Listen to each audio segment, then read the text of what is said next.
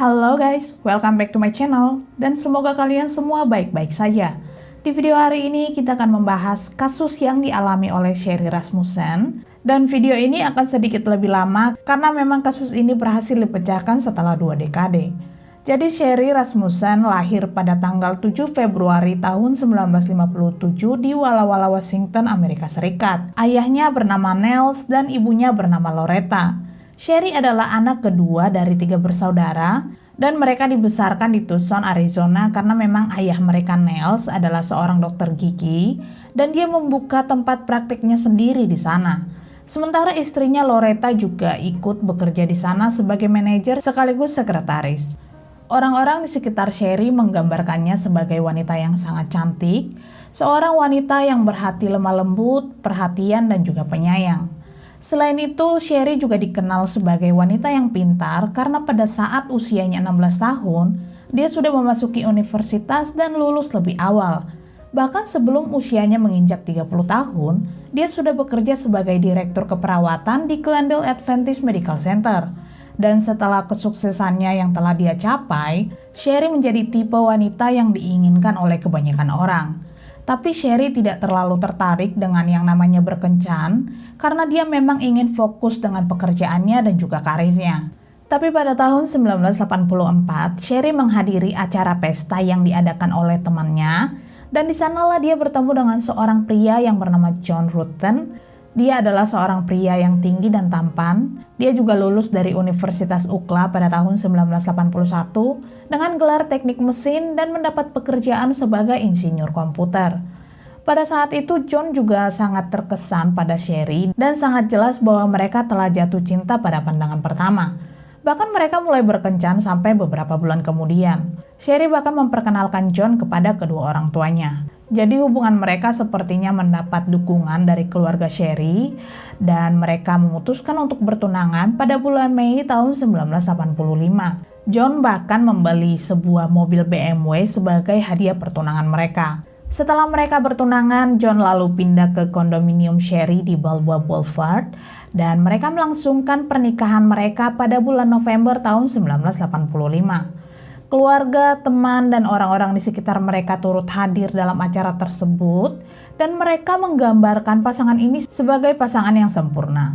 Sebenarnya sebelum John bertemu dengan Sherry, John pernah berkencan dengan beberapa wanita pada tahun 1981 selama dia belajar di Universitas UCLA.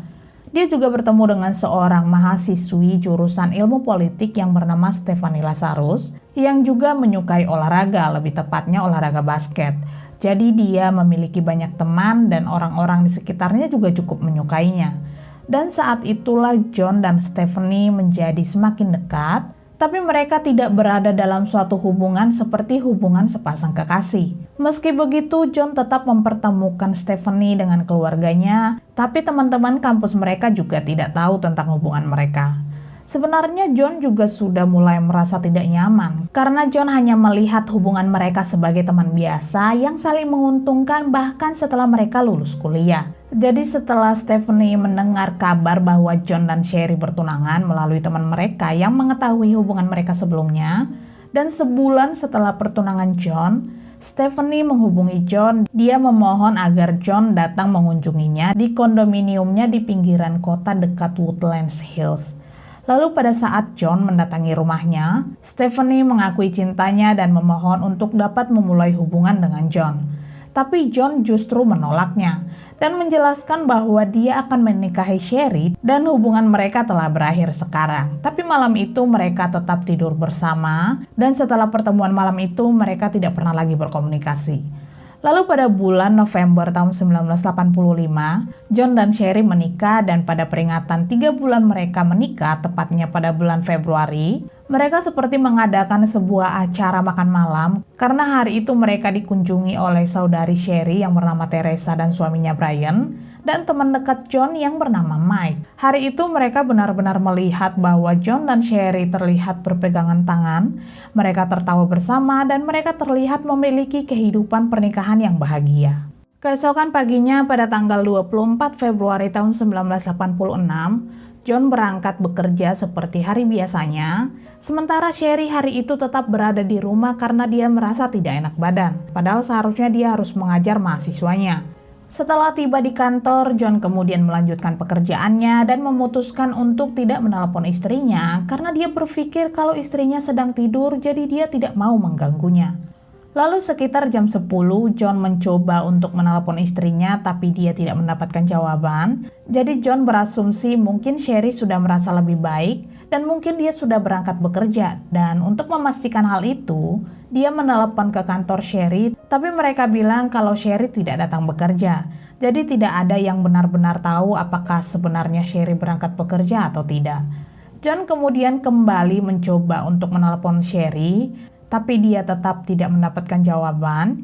Dia juga merasa agak aneh saat dia tidak bisa meninggalkan pesan pada saat dia mencoba menelponnya. Pada malam harinya, John memutuskan untuk pulang lebih awal. Dia juga sempat mengambil pakaian mereka ke Binatu. Lalu setelah dia tiba di rumah, dia terkejut saat dia melihat pecahan kaca ada di sepanjang jalan masuk garasi. Dan setelah melihat hal itu, sebenarnya John berasumsi bahwa Sherry akan pergi ke suatu tempat dan dia mungkin menabrak sesuatu yang menyebabkan kaca mobilnya pecah. Tapi hal ini sangat aneh baginya. Dia berpikir kalau memang Sherry pergi keluar tanpa memberitahunya, lalu kemana dia akan pergi? Jadi hal ini membuatnya menjadi sangat khawatir, padahal mereka sebenarnya tinggal di kompleks yang terjaga keamanannya dengan tembok setinggi 6 kaki mengelilingi seluruh rumah. Bahkan jika mereka datang mengendarai mobil, mereka harus memiliki remote sendiri untuk dapat melewati gerbang, dan untuk pejalan kaki harus memiliki kunci untuk melewati gerbang itu. John dan Sherry juga sebenarnya tinggal di bagian tengah komplek, dan sebenarnya itu bukan tempat yang mudah untuk dimasuki kecuali memiliki kunci atau seseorang membiarkan mereka masuk. John lalu memarkir mobilnya ke garasi dan dia masuk ke dalam rumah melalui pintu garasi yang terhubung langsung ke ruang tamu. Dan hal yang membuatnya semakin yakin kalau Sherry tidak meninggalkan rumah karena pintu dari garasi ke ruang tamu itu terkunci. Dan yang mengunci pintu tersebut adalah John sendiri sebelum dia pergi bekerja pagi itu. John benar-benar merasa ada yang salah dan memang benar saja pada saat dia berjalan ke ruang tamu, dia menemukan tubuh Sherry terbaring di karpet dan dia telah meninggal. John juga melihat ada luka memar di wajahnya dan dia terlihat seperti mencoba untuk melawan seseorang. John lalu dengan cepat mencoba untuk membantunya, tapi tubuh Sherry sudah dingin, kaku, dan tentu saja sudah tidak ada denyut nadinya lagi. Dan John begitu putus asa, dia mencoba untuk menelepon 911 dan tidak lama kemudian polisi dan ambulans tiba di sana. Dan mereka mengkonfirmasi bahwa Sherry telah meninggal. Setelah pihak medis memeriksa dan ahli patologi mengatakan bahwa Sherry memiliki 3 luka tembak di dada, ada luka bekas gigitan, dan ada bekas ikatan tali di pergelangan tangannya. Pihak kepolisian juga menemukan ada beberapa sidik jari di sekitar rumah, dompet Sherry dan mobil BMW milik Sherry juga telah hilang. Saat tim penyidik memeriksa TKP, mereka melihat speaker yang ada di ruang tamu telah hancur, semua kabel juga telah terlepas, dan pecahan kaca yang sebelumnya dilihat John berasal dari pintu balkon yang merupakan pintu kaca yang letaknya tepat di atas garasi. Tapi mereka tidak menemukan adanya tanda-tanda bahwa rumah mereka telah dimasuki secara paksa, dan itu terlihat seperti sudah direncanakan. Lalu pada tanggal 7 Maret tahun 1986, mereka menemukan mobil BMW milik Sherry sekitar 2,5 mil jauhnya dari rumah John dan juga Sherry. Kuncinya juga ditemukan di sana dan tidak ditemukan adanya kerusakan dan tidak ada yang diambil dari dalam mobil itu. Jadi memang sepertinya ada orang yang sengaja telah membawa mobil Sherry ke sana.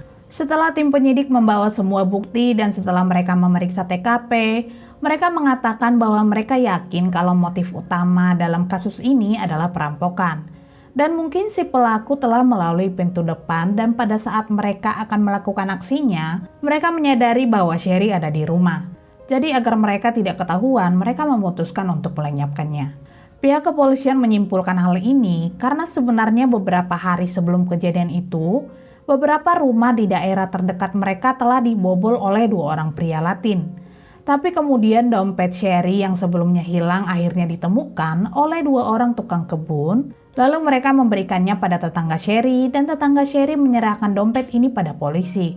Tapi anehnya tidak ada yang hilang. Semua isi dompet Sherry masih ada di sana. Dan sebenarnya ini menjadi tanda tanya besar bagi mereka, apa sebenarnya motif si pelaku, karena memang tidak ada sama sekali barang yang hilang. Detektif sebenarnya memiliki kecurigaan terhadap John, karena biasanya dalam kasus seperti ini, orang terdekatlah yang pertama kali dicurigai. Tapi tim penyidik menemukan bahwa tidak ada tanda-tanda masalah dalam pernikahan mereka. Orang-orang di sekitar mereka juga mengatakan bahwa mereka adalah pasangan yang bahagia dan juga penuh kasih sayang. Selain itu, mereka juga memiliki pekerjaan dan secara keuangan juga memang tidak ada masalah. Pada hari itu, John juga memiliki alibi. Dia pergi ke kantor sepanjang hari dan ini memang bisa dibuktikan oleh orang-orang yang ada di kantor. Tapi tetap saja John juga diinterogasi dan John menyebutkan nama Stephanie Lazarus. Pada saat orang tua Sherry mengetahui apa yang telah terjadi pada putri mereka, ayahnya mulai berpikir tentang siapa yang dapat melakukan hal itu. Sebelumnya Sherry memang pernah bercerita pada ayah dan teman-temannya mengenai seorang wanita yang selalu muncul dengan berbagai alasan untuk dapat berbicara dengan John. Sherry juga menganggap wanita itu sebagai ancaman dan dia bahkan mulai merasa frustasi. Sherry memang mencoba untuk memberitahu John, tapi John tidak melakukan tindakan apapun karena dia berpikir kalau wanita itu tidak berbahaya. Wanita itu juga ternyata pernah datang ke rumah sakit tempat Sherry bekerja. Dia mendekati Sherry dan bilang, jika saya tidak bisa memiliki John, maka tidak ada yang bisa. Wanita itu bahkan menceritakan bahwa setelah John dan Sherry bertunangan, mereka pernah bertemu dan menghabiskan malam bersama. Lalu pada saat Sherry pulang, dia mencoba menanyakan hal ini pada John dan John memang mengakuinya. Tapi John mencoba meyakinkan Sherry bahwa dia benar-benar mencintai Sherry dan dia ingin menjadi suaminya. Dan Sherry memang menerima permintaan maafnya dan kehidupan pernikahan mereka tetap berlanjut. Tapi suatu hari wanita ini muncul kembali di rumah mereka dan Sherry tidak tahu bagaimana wanita itu bisa datang ke rumah mereka dan tentu saja hal ini menimbulkan pertanyaan besar bagi Sherry mengenai perselingkuhan mereka. Selain itu Sherry juga merasa kalau ada seseorang yang selalu mengikutinya. Seseorang yang terlihat seperti wanita yang selalu datang ke rumah mereka. Sherry memang mencoba untuk memberitahu John mengenai hal ini, tapi karena John menganggap hal ini tidak serius, jadi dia menyimpannya sendiri. Sebenarnya pada saat Sherry menceritakan hal ini pada ayahnya menawarkan bantuan, tapi Sherry bilang kalau dia bisa menyelesaikan masalahnya sendiri. Dan walaupun Sherry menceritakan apa yang telah dia alami pada ayahnya, tapi dia tidak pernah memberitahu siapa nama wanita itu. Jadi Nels, ayahnya Sherry, menceritakan hal ini pada pihak kepolisian dan mereka meminta untuk memeriksa mantan pacar John. Tapi pada saat John mendengar cerita dari ayah mertuanya itu, dia bilang kalau dia tidak pernah mendengar hal itu. Dan tentu saja dia tidak tahu karena Sherry tidak pernah memberitahunya. Tapi John cukup kooperatif, dia memberitahu detektif tentang Stephanie Lazarus yang sebelumnya pernah bertemu dengan Sherry. John juga memberitahu tim penyidik mengenai Stephanie yang mengunjungi Sherry di rumah sakit dan pada saat Sherry pulang ke rumah dia terlihat sangat kesal dan Sherry memberitahu John apa yang telah terjadi dan John membuat pengakuan bahwa dia memang pernah tidur bersama dengan Stephanie setelah mereka bertunangan dan itu terjadi sekitar akhir bulan Mei dan awal bulan Juni tahun 1985. John sebenarnya mengatakan kepada para detektif untuk melakukan pemeriksaan ulang karena dia yakin kalau Stephanie tidak terlibat dan dia bersikeras mengatakan hal ini. Dan sebelum kita membahas kasus ini lebih jauh, kita akan membahas sedikit mengenai hubungan John dan Stephanie sebelumnya. Jadi John dan Stephanie sama-sama menempuh pendidikan di Universitas UCLA. Mereka adalah atlet yang rajin dan juga banyak menghabiskan waktu bersama. Tapi John menganggap hubungan mereka tidak lebih dari teman untuk bersenang-senang. Tapi berbeda dengan Stephanie, dia justru menganggap mereka sedang berpacaran dan memiliki komitmen. Stephanie berpikir mereka akan menikah suatu hari nanti, jadi mereka melakukan hal seperti tidur bersama. Dan setelah mereka lulus, mereka terpisah karena pekerjaan mereka masing-masing, di mana Stephanie bekerja di Departemen Kepolisian Los Angeles atau LAPD, dan John menjadi seorang insinyur. Dan bertahun-tahun berlalu mereka masih sering bertemu dan tentu saja mereka masih tidur bersama. Jadi bagi John hubungan mereka tidak lebih dari sekedar hanya untuk bersenang-senang. Lalu pada saat ulang tahun John, Stephanie memberikan pesta kejutan pada John, padahal pada saat itu John sudah menjalin hubungan dengan Sherry. Dan Stephanie akhirnya mengetahui bahwa John sedang menjalin hubungan yang serius dengan Sherry, tapi sepertinya hal itu tidak membuat Stephanie menyerah. Dia masih berusaha untuk mendekati John, bahkan datang mengunjungi tempat tinggal John dan juga Sherry. Dan kembali lagi pada tahun 1986 setelah Sherry meninggal, tim penyidik memang sudah melakukan wawancara pada John dan John memang menyebutkan nama Stephanie Lazarus. Tapi anehnya catatan dan berkas kasus ini hilang. Catatan wawancara dan rekaman audio yang ada dalam kasus ini tidak ada yang menyebut nama Stephanie. Seperti petunjuk ini sengaja dihapus oleh LAPD dan sepertinya hal ini bukanlah kesalahan karena tidak mungkin ada kesalahan di sana. LAPD juga tidak pernah menindaklanjuti petunjuk ini, tidak pernah mempertanyakan Stephanie, tidak pernah mengambil foto atau memeriksa apakah dia memiliki cedera. Jadi sama sekali tidak ada tindakan. Dan dalam file tersebut hanya ada catatan kecil yang mengatakan bahwa Stephanie Lazarus adalah mantan pacar John. Lalu pada tahun 1986 mereka menutup kasus ini dan ditandai sebagai kasus yang belum dipecahkan. Dan sepertinya tidak ada orang yang benar-benar bisa menyelesaikan kasus ini. Tapi akhirnya detektif Meyer yang selama ini menangani kasus Sherry telah pensiun dan ayahnya Sherry, Nels, berpikir bahwa ini adalah kesempatannya untuk menghubungi seorang detektif yang baru yang akan bertanggung jawab dengan kasus ini. Dan dia berpikir mungkin detektif yang baru akan mengambil inisiatif dan akan melakukan sesuatu. Tapi ternyata detektif yang baru juga memiliki pendapat yang sama seperti detektif Meyer. Dia berpikir bahwa tidak akan ada prospek baru yang muncul dan tidak akan ada gunanya. Setelah bertahun-tahun, tepatnya pada tahun 90-an, di mana mulai ada pengujian DNA, Nels membuat janji untuk bertemu dengan seorang detektif yang mengambil alih kasus ini. Karena dia telah mendengar ada kemajuan dalam tes DNA. Jadi Nels ingin melakukan tes DNA pada kasus putrinya. Dia bahkan membayar untuk melakukan pengujian pada sampel yang diambil dari TKP. Tapi detektif kembali memberitahunya bahwa mereka telah melihat kasus ini dan mereka tidak menemukan petunjuk lebih jauh. Beberapa tahun kemudian John kembali dengan Stephanie, tapi tidak diketahui apakah mereka kembali seperti hubungan mereka sebelumnya atau tidak. Mereka juga sepertinya melakukan perjalanan ke Hawaii. Mereka bahkan melakukan scuba diving bersama dengan teman-teman kampus mereka. Dan beberapa sumber mengatakan bahwa mereka kembali tidur bersama. Ada juga sumber lain yang mengatakan bahwa mereka hanya pergi sebagai teman. Setelah bertahun-tahun, John kembali melanjutkan hidupnya, dia menikah lagi, dan memulai kehidupan baru dengan istri barunya. Begitu juga dengan Stephanie, dia telah menikah dengan seorang perwira di LAPD, dan mereka telah memiliki seorang anak perempuan. Stephanie juga telah bekerja di Departemen Penyalahgunaan Obat-obatan Terlarang. Lalu pada tahun 2000-an, LAPD membuat sebuah unit baru untuk melakukan pengujian pada kasus lama yang belum terpecahkan. Dan salah satunya adalah kasus Sherry Rasmussen. Lalu pada tahun 2004, akhirnya mereka kembali melihat kasus Sherry oleh salah seorang ilmuwan atau salah seorang yang berasal dari lab yang bernama Jennifer Francis, melihat file atau catatan kasus ini begitu berantakan. Dan ada hal-hal yang telah hilang. Dia juga memperhatikan beberapa bukti yang mungkin memiliki DNA si pelaku yang telah hilang dari file. Jadi hal ini benar-benar membuatnya bingung.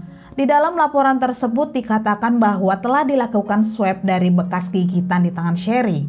Tapi hal ini tidak terdaftar di dalam file bukti dan tidak ditemukan di forensic sample. Jadi Jennifer memutuskan untuk mencari tahu bukti baru dan dia memang menemukan sebuah amplop yang berisi botol yang di dalamnya terdapat swab dari DNA dan dia menemukannya dari bagian belakang freezer dan sepertinya sudah berada di sana selama 18 tahun.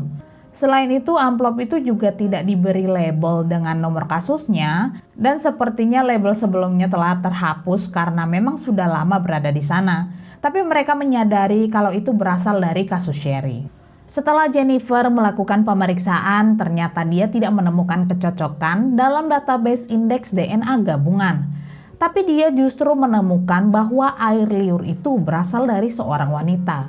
Lalu pada tahun 2005, Jennifer memiliki akses tidak hanya memeriksa sampel, tapi juga seluruh berkas diberikan padanya untuk membantunya memutuskan sampel mana yang akan dianalisis. Dan setelah mengetahui bahwa kemungkinan orang yang melakukannya adalah seorang wanita, Dia kemudian memeriksa dan menemukan mengenai wanita pihak ketiga yang telah diduga telah mendatangi Sherry ke tempat kerja dan juga ke rumahnya. Jennifer lalu bertanya pada detektif apakah wanita itu telah diselidiki. Lalu detektif ini bilang kalau wanita itu adalah mantan pacar suami korban dan dia adalah seorang detektif LAPD saat ini, tapi dia tidak terlibat dengan kasus Sherry. Detektif ini juga bersikeras mengatakan bahwa kasus ini hanyalah kasus perampokan biasa dan mereka telah menyimpulkannya. Jadi tidak ada detektif lain yang mengambil kasus ini dan buktinya kembali ke arsip. Lalu pada tahun 2009, detektif Jim Nuttall dan Pete Barbara meninjau kasus Sherry dan mereka menganggap kasus ini cukup menarik. Sebelumnya mereka juga mengetahui teori yang mengatakan bahwa pelakunya adalah laki-laki. Tapi kemudian mereka membaca tentang pengujian yang telah dilakukan oleh Jennifer 5 tahun sebelumnya yang mengatakan bahwa pelakunya adalah seorang wanita. Dan karena kedua hal ini bertentangan, jadi mereka memutuskan untuk menyelidiki kembali kasus ini dan memulainya lagi dari awal.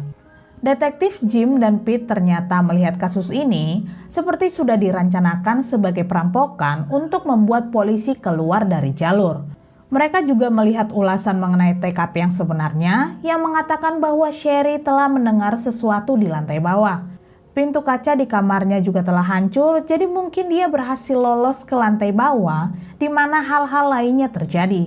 Dan siapapun yang melakukan itu, mereka sempat bertengkar di ruang tamu dan mungkin orang itu memukul Sherry di bagian kepala dan mungkin Sherry telah membuat wanita itu terjepit, jadi wanita itu menggigitnya untuk membebaskan dirinya lalu dia segera melepaskan tembakan. Jadi sangat jelas kalau kasus ini telah direkayasa. Detektif kemudian mempertanyakan wanita mana yang memiliki kecerdasan atau kemampuan untuk merekayasa TKP. Mereka juga mencari petunjuk apapun yang menonjol dan mereka menemukan ada satu nama yang kemungkinan wanita yang sama yang ada di dalam catatan yang sebelumnya yang telah disebutkan oleh John, yaitu Stephanie Lazarus. Jadi mereka mencoba mencari nama Stephanie melalui direktori polisi dan memang mereka menemukan nama Stephanie yang ternyata masih bekerja di LAPD. Detektif Jim lalu pergi menemui John dan ayah Sherry Niles. Mereka mencoba mencari tahu informasi mengenai Stephanie dan John memang memberitahu semuanya pada detektif dan sebelumnya John juga menyebutkan nama Stephanie, tapi detektif Jim mengatakan kalau mereka tidak menemukan namanya dalam file kasus Sherry. Jadi para detektif ini memutuskan untuk tidak memberitahu siapapun mengenai apa yang mereka ketahui karena sudah sangat jelas bahwa ada seseorang yang mencoba untuk menutupi Stephanie. Dan jika orang lain mengetahui hal ini padahal sebenarnya Stephanie tidak bersalah, tentu saja hal ini nantinya akan menjadi sangat memalukan bagi mereka. Sebelumnya ada 5 orang yang dicurigai telah terlibat dalam kasus ini, tapi kemudian setelah mereka melihat lebih jauh, mereka mengeluarkan 3 orang dari daftar yang mereka curigai. Jadi sekarang yang tersisa hanya 2 orang, yaitu Stephanie Lazarus dan perawat rumah sakit tempat Sherry bekerja. Sebelumnya Sherry ternyata pernah memiliki argumen dengan si perawat dan pada saat itu si perawat tinggal di California Utara. Mereka lalu mengumpulkan sampel DNA darinya, tapi ternyata DNA ini tidak cocok dengan si perawat. Jadi mereka hanya memiliki 1 orang tersangka yang tersisa, yaitu Stephanie Lazarus. Tapi mereka sangat sulit untuk mempercayainya karena dia dikenal sebagai detektif yang baik, dia juga memiliki prestasi dan sangat dihormati. Tapi dia satu-satunya orang yang tersisa dalam daftar ini. Mereka kemudian mencatat bahwa selama pertengahan tahun 80-an, sebagian besar LAPD menggunakan senjata kaliber 38 sebagai senjata cadangan. Dan senjata ini juga yang menyebabkan Sherry meninggal. Mereka juga mencari daftar semua senjata yang pernah dia miliki dan memang benar saja Stephanie memilikinya pada saat itu. Tapi setelah 13 hari sejak Sherry meninggal, Stephanie melaporkan bahwa senjatanya telah dicuri. Dia bilang mobilnya telah dibobol di dekat Santa Monica Pier dan catatan memang menunjukkan bahwa Stephanie memiliki senjata Smith & Wesson model 38 yang telah dilaporkan hilang. Tapi sebenarnya sangat tidak memungkinkan kalau hal itu telah dicuri. Itu seperti Stephanie sengaja telah membuangnya. Lalu para detektif mencoba untuk mendapatkan DNA milik Stephanie dan mereka juga mengawasinya selama seminggu. Mereka bahkan mengikutinya ke tempat di mana saat itu Stephanie sedang minum dan membuang tempat minumnya ini ke tempat sampah. Jadi disinilah para detektif mengambilnya dari tempat sampah untuk dilakukan pengujian DNA. Dan benar saja hasil DNA Stephanie cocok dengan DNA dari bekas gigitan di tangan Sherry. Jadi mereka mulai merencanakan penangkapannya dengan hati-hati.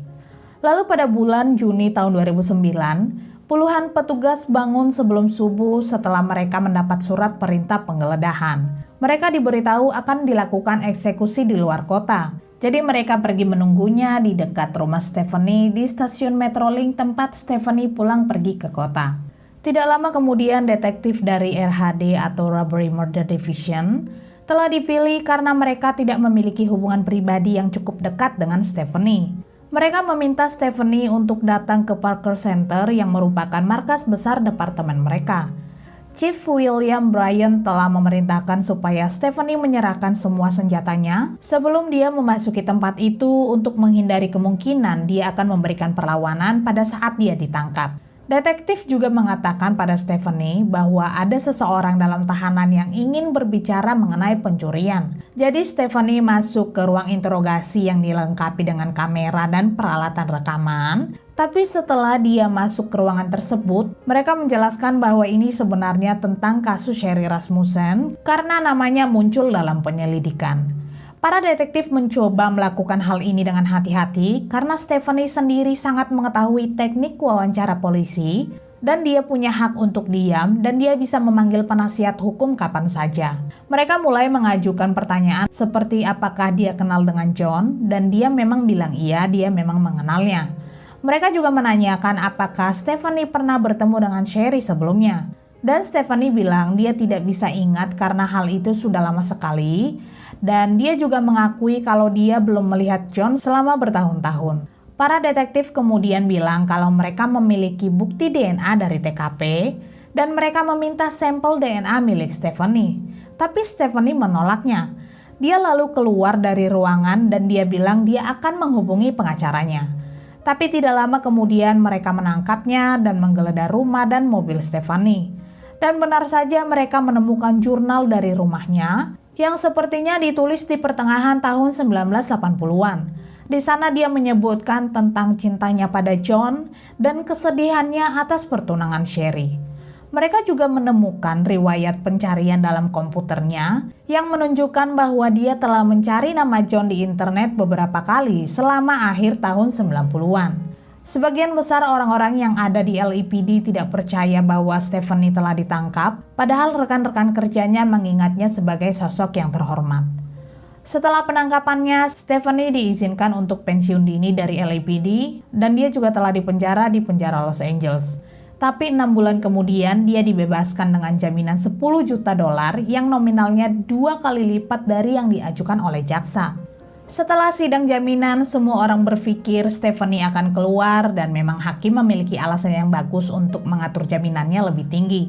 Seperti dia mungkin beresiko melarikan diri dari negara itu atau mungkin dia akan mendapat senjata dari suaminya yang juga seorang polisi. Lalu pada bulan Oktober, pengacaranya mencoba untuk menghentikan seluruh kasus ini dengan alasan bahwa tim penyidik harusnya mengidentifikasi Stephanie sebagai tersangka, tapi ternyata mereka gagal melakukannya. Tapi tidak diketahui apakah ada orang yang mencoba untuk melindungi Stephanie karena memang terlalu banyak yang hilang dari kasus ini. Tapi hal itu tidak dapat mengubah fakta bahwa DNA-nya telah ditemukan di tubuh Sherry dalam bentuk bekas gigitan. Lalu pada bulan Maret tahun 2012, setelah beberapa hari berdiskusi, Stephanie akhirnya dijatuhi hukuman 27 tahun penjara dan dia akan memenuhi syarat untuk pembebasan bersyarat pada tahun 2039. Tapi menurut salah seorang pengacara yang menangani kasus ini mengatakan bahwa kemungkinan besar Stephanie akan menghabiskan sisa hidupnya di penjara.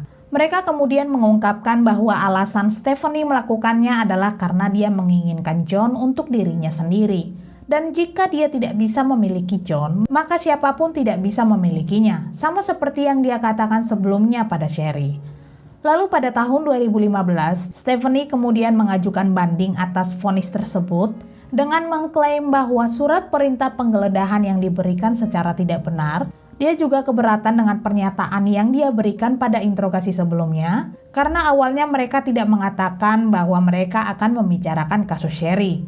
Dan bukti yang mendukung teori kasus asli juga seharusnya diterima di persidangan. Tapi pengajuan banding tersebut ditolak. Stephanie telah menyalahgunakan posisinya sebagai polisi, memanfaatkan pelatihan dan pengalamannya untuk melakukan kejahatan bahkan menutupinya. Dia telah mengkhianati kepercayaan yang diberikan oleh Departemen Kepolisian Los Angeles. Dia bahkan merekayasa TKP agar terlihat sebagai kasus pencurian. Dia juga benar-benar mengabaikan bukti seperti sidik jari. Tapi dia tidak menyadari air liur dari bekas gigitan di tangan Sherry akan mengakhiri kebohongannya dan juga menghancurkan hidupnya. Dan semua itu hanya karena dia menginginkan John untuk dirinya sendiri. Dan jika dia tidak bisa memiliki John, maka siapapun tidak bisa memilikinya. Anyway, terima kasih banyak telah menonton video ini dan sampai jumpa di video selanjutnya.